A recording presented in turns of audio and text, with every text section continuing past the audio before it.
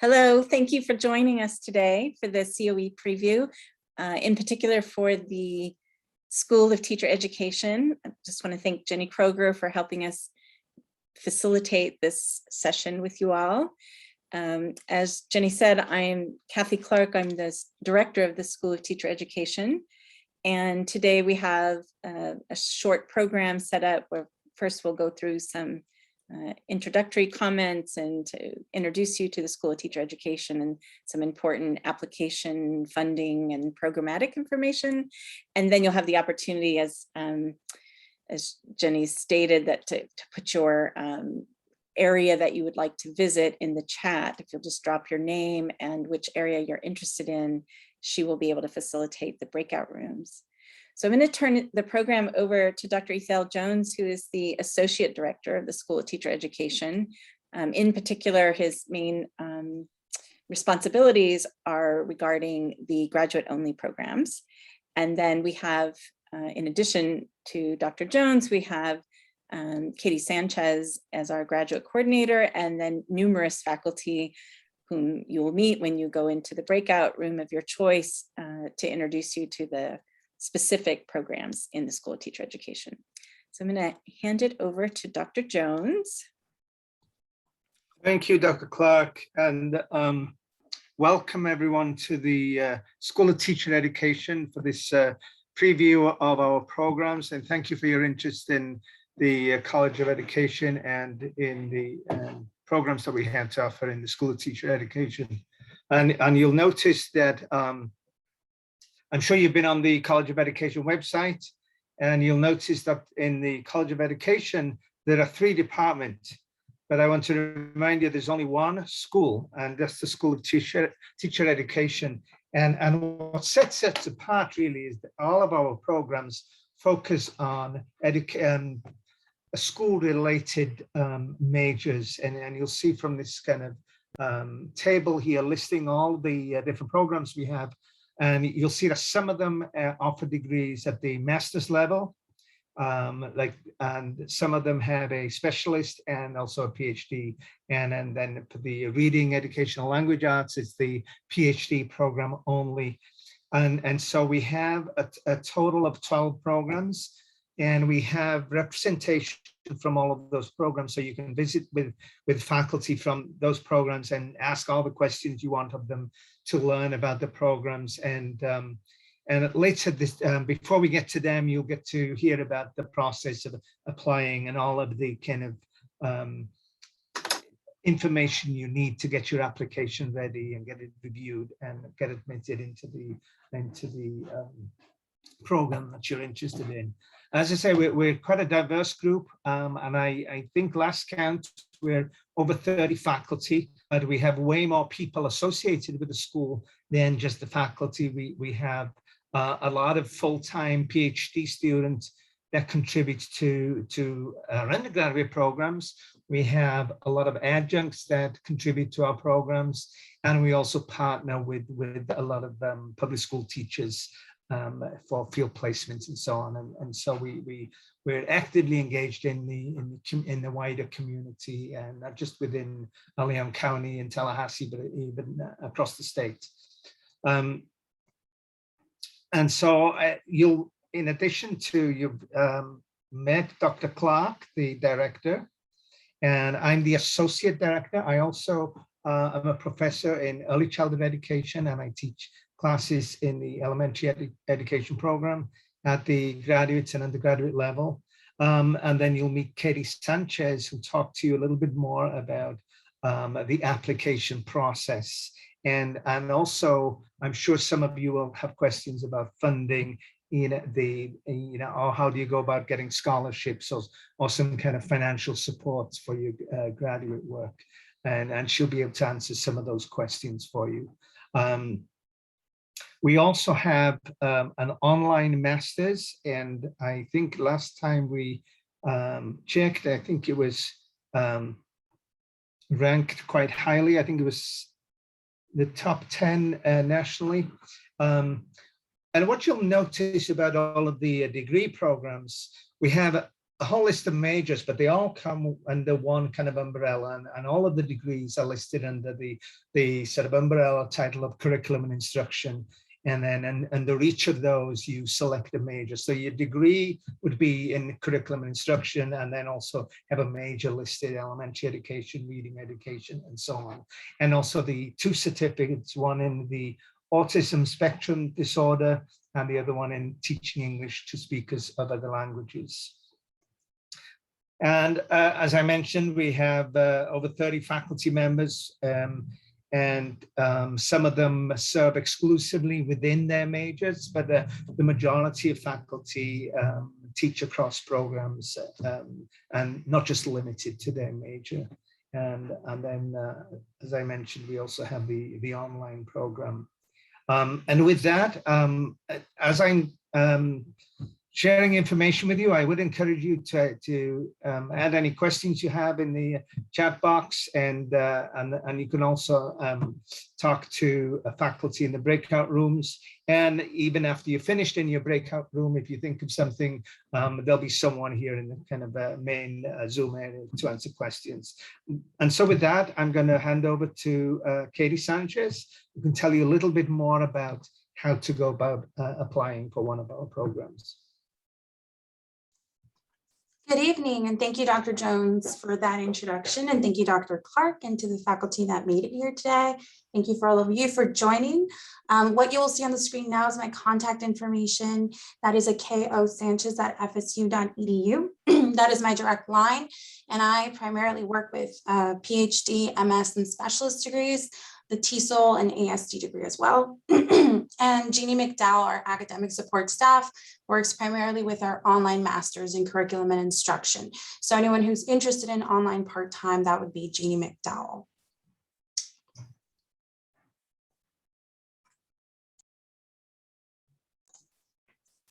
So the application requirements, we want to touch on transcripts. Transcripts, especially for international students, can be a big one.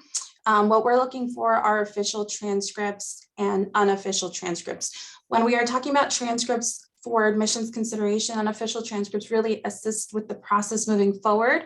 Official transcripts, we really want them in a sealed envelope, and you can send those to the Office of Graduate Admissions. You can also email that, and you can email them to graduateadmissions@fsu.edu.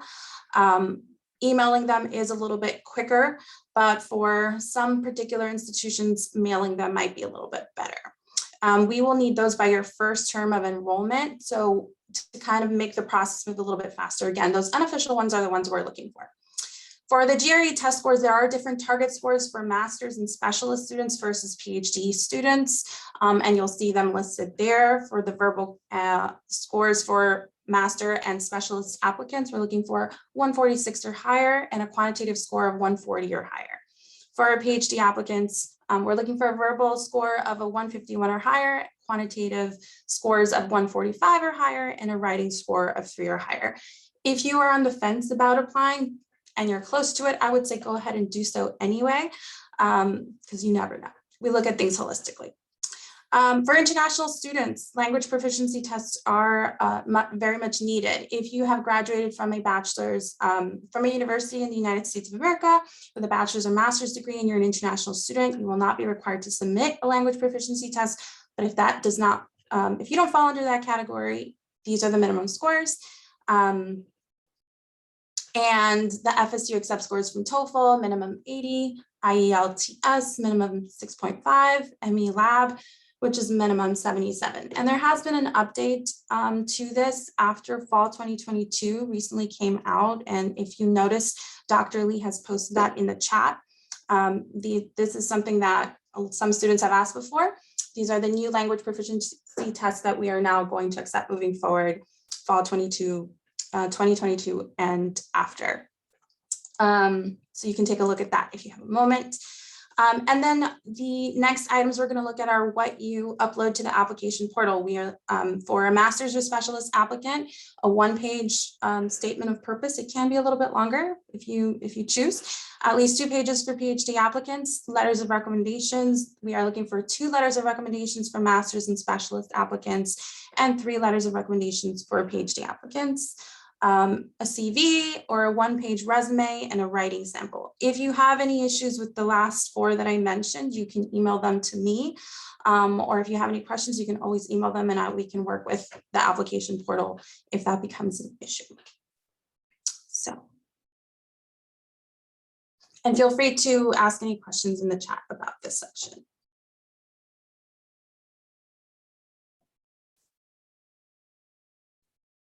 So keeping in mind application requirements, it's important to note some of these deadlines. So for fall 2022, the deadline is quickly approaching. That is December 1st of this year. For our on-campus master's degrees for spring 2022, that is also quickly approaching, November 1st. Our summer 2022 on-campus master's curriculum and instruction degrees, that deadline is March 1st. And then for our online master's programs in curriculum and instruction, we do, and that there's a typo there, but we only accept for fall for those online C&I programs, and that deadline is July 1st. And I think the next slide, I'm gonna switch it back over to Dr. Jones. Dr. Jones?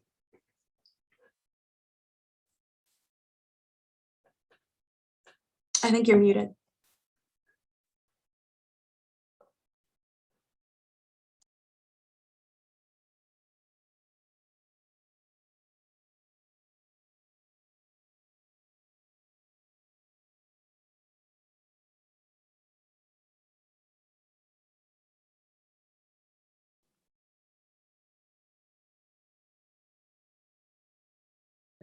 There we go. I'm sorry about that, folks.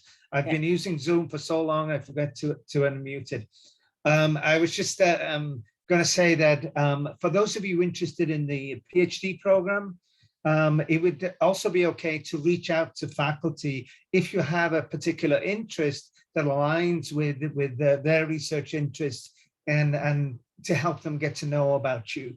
And I'm sure at some point in the process, once your application is complete, somebody from the program will reach out to you for an interview, or a phone interview, or a Zoom interview. And I know a lot of applicants will have questions about funding. A couple of places that you need to check out. One is the College of Education scholarships, and I think the deadline is sometime early in the spring semester, I believe, but maybe someone else on the Zoom meeting can confirm that.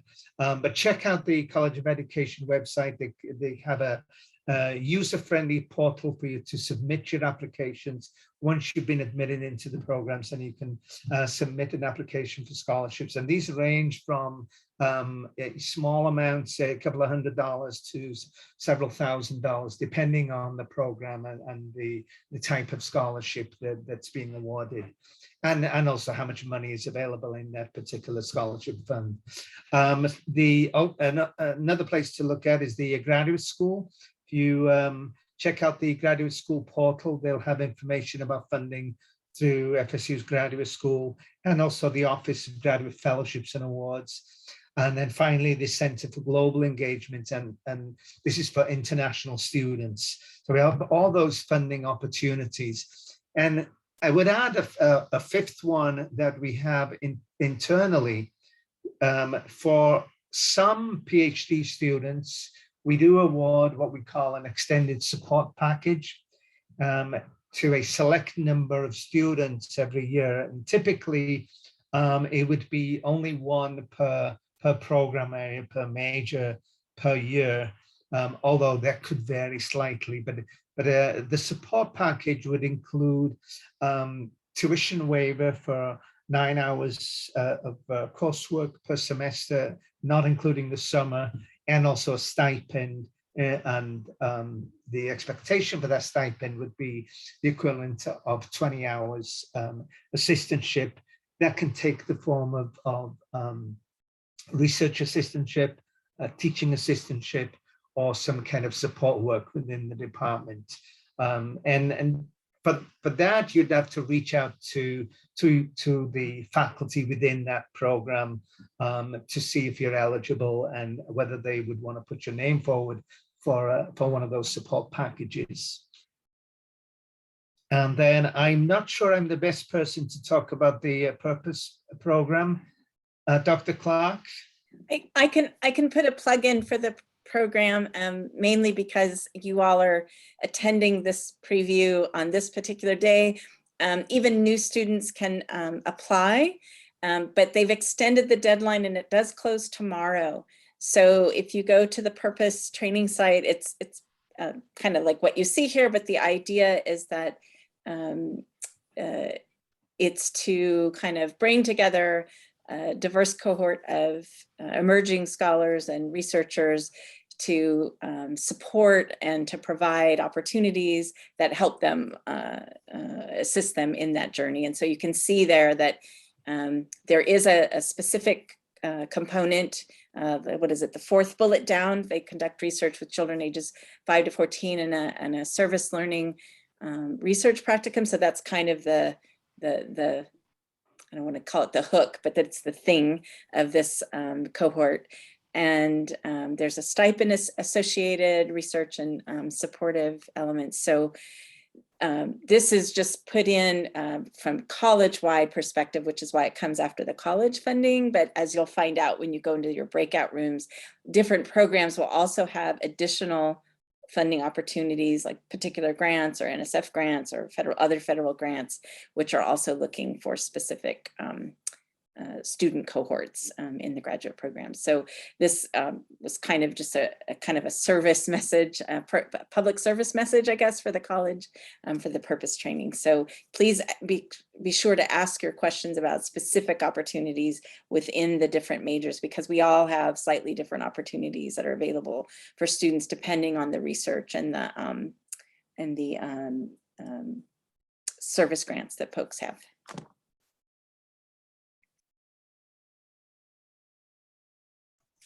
Thank you, Dr. Clark. And with that, I'm going to pause and allow for questions or comments, or I'm going to check the chat. And I'm going to share a comment from Dr. Root that special education has funding to provide tuition support and stipends to eligible students, and that's at the master's, the specialist, and the PhD level. And also reading education has doctoral training funding through 2 federal grants. And Dr. Root, how many students would you accept for the funding every year? This coming up year, it depends because we have various funding opportunities, but 3 to 5, depending on the 3 degree. to 5, okay. Yeah. Okay. And then in the reading? Yeah, so we have funding for 5 or more doctoral students, so at least 5. Okay. Thank you.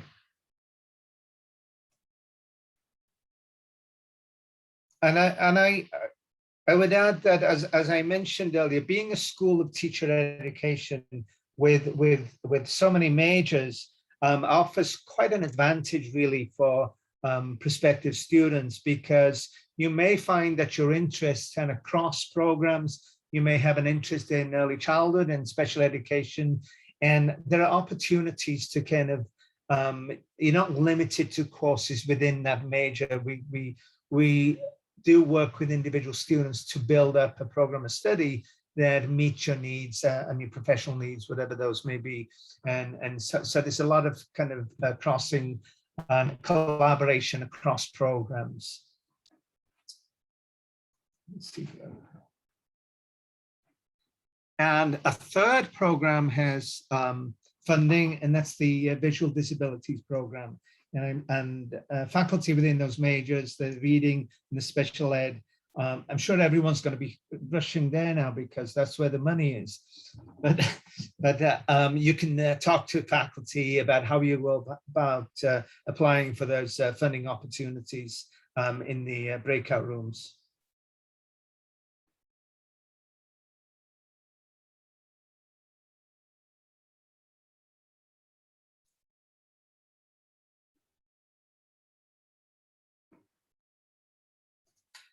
And one of the questions came up was, how long does it take to complete the master's degree?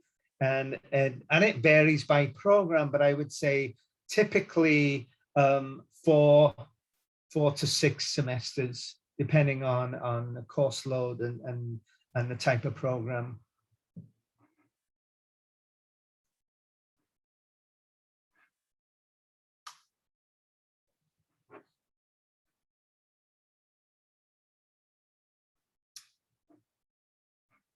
There is a question about science education, and I don't know if we have anybody from the science education major here.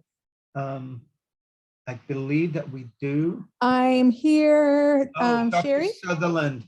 There was a question in the box about, perhaps you could just share briefly something about the science education program. We have 4 active faculty that work in science education, and we have currently about 15 doctoral students, many of which are supported on external grants.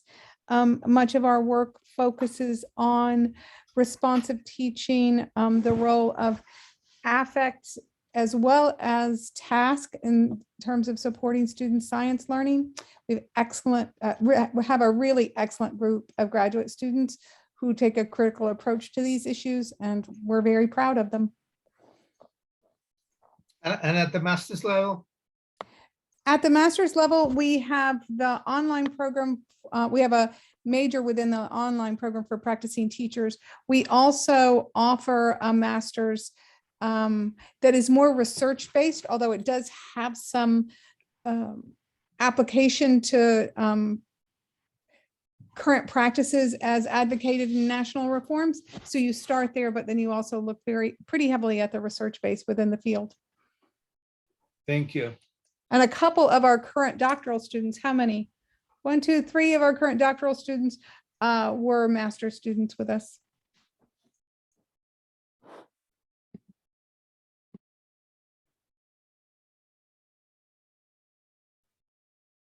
So there was a question in the chat box about applying for funding opportunities separately, and so the answer to that is that yes, you would need to. So you would apply through the portal for the College of Education scholarships, and that would cover all of the scholarships that we have within the college. And then if you were applying through the graduate school, that would be a separate application. And again, if you were applying for funding through one of the PhD supports, that would be a separate application. So it's not an automatic, it doesn't kind of tie in with your application to the program. It is a separate application.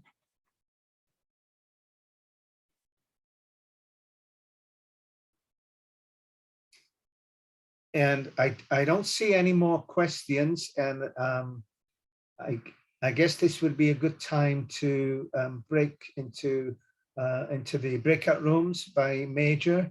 I hope everyone's indicated which program they're interested in. I think we have a representation from all of the programs here. Can I just add one thing, Ethel, from another question that was in the chat before they go to breakout rooms? There. Yes. Pardon me, I don't know how to pronounce your name. Uiosa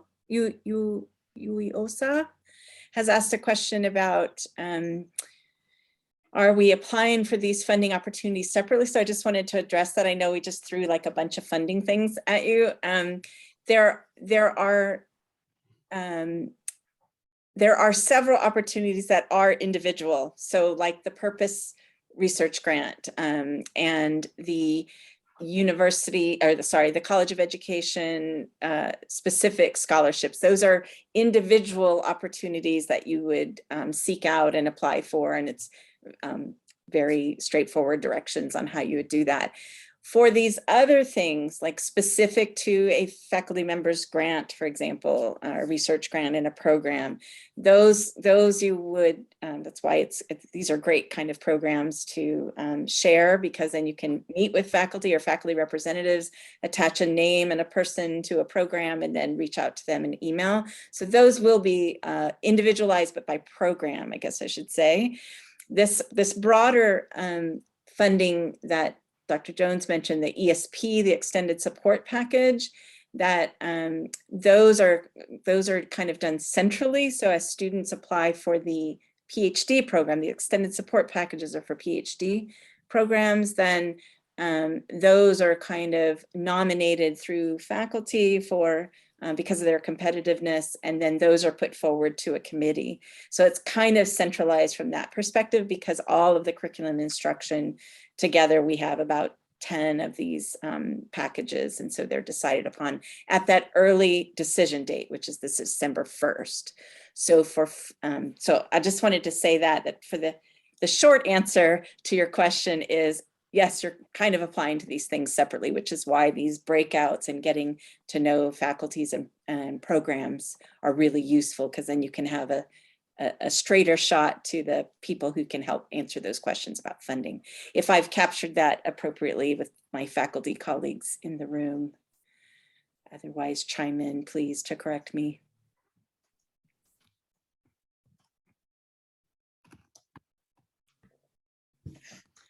Okay, if we don't have any more questions, we can go ahead and go into our breakout rooms. If you dropped your major of interest in the chat, I've assigned you, but you should be able to choose a room as well. So if you're interested in multiple programs, you should be able to bounce around and check them out as you would like. So we'll go ahead and head that way.